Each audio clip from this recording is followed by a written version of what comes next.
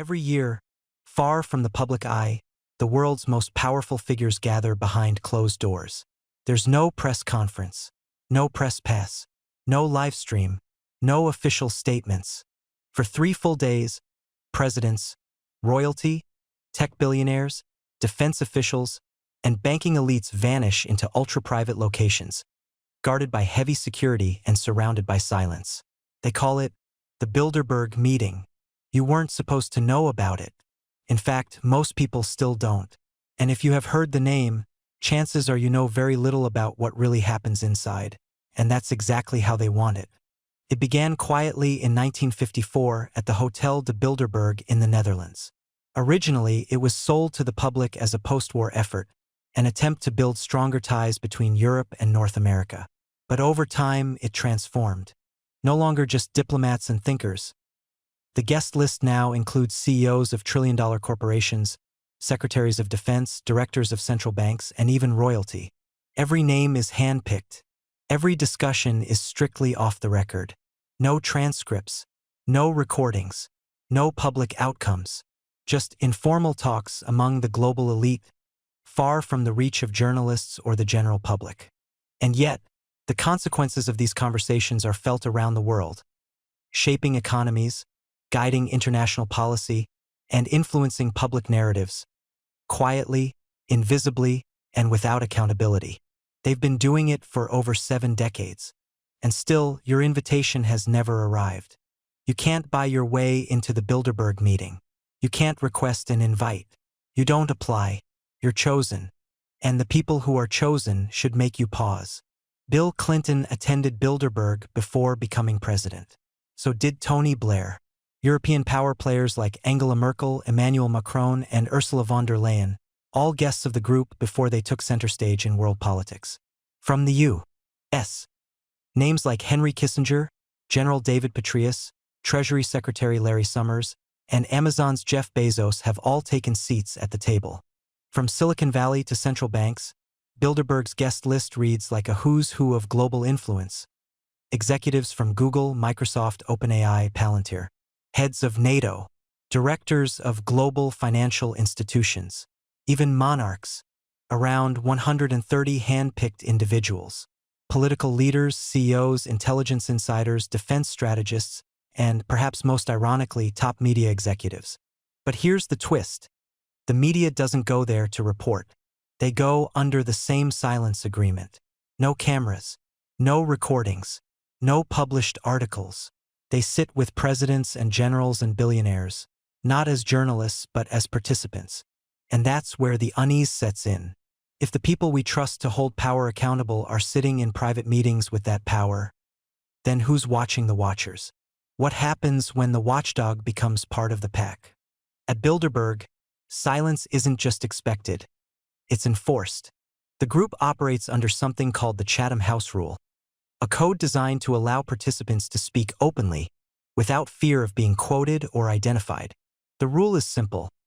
Participants are free to use the information received, but neither the identity nor the affiliation of the speakers may be revealed. On paper, it sounds like a way to encourage honest dialogue. But in reality, it creates the perfect environment for untraceable influence. Behind those walls, anything can be discussed, and it often is.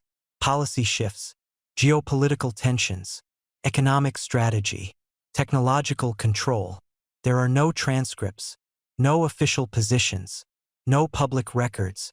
So if an idea is born inside that room, an idea that later becomes a law, a trade policy, or a military operation, how would we ever know? And let's not forget, these aren't passive observers. These are individuals who lead nations, run trillion-dollar companies, direct financial systems, and shape digital platforms used by billions. When they talk about the future of AI, global surveillance, or energy transitions, those aren't just conversations. They're potential blueprints. And yet, no one outside the room is allowed to question who said what, why it was said, or what it led to. Is it free discussion? Or is it silent coordination, under the radar of democracy? And the bigger question, who gave them permission to decide anything for the rest of us? Critics of the Bilderberg Group are often dismissed with a single word: conspiracy. But let's set speculation aside and look at the timeline. 1991.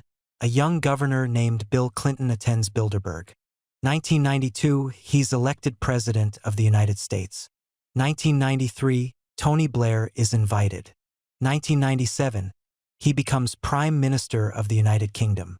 2008. Bilderberg meets quietly in Virginia.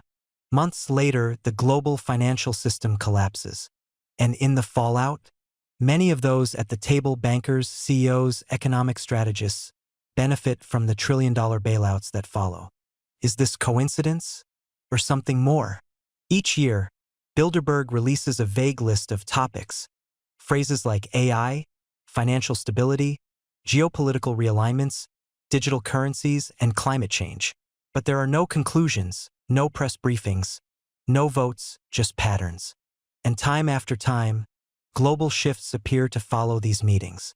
Whether it's new regulations on tech, synchronized economic strategies, or public health policies, the changes happen quietly, yet with massive impact.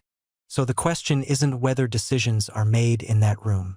The question is, when the most powerful people on Earth discuss the future without transparency, are they merely predicting it? Or are they engineering it? And if so, who gets left out of the blueprint? So, what does the Bilderberg Group actually want? That's the question no one can answer with certainty. There are no manifestos, no charters, no votes, just closed doors and disappearing motorcades. But if you follow the patterns, a picture begins to form.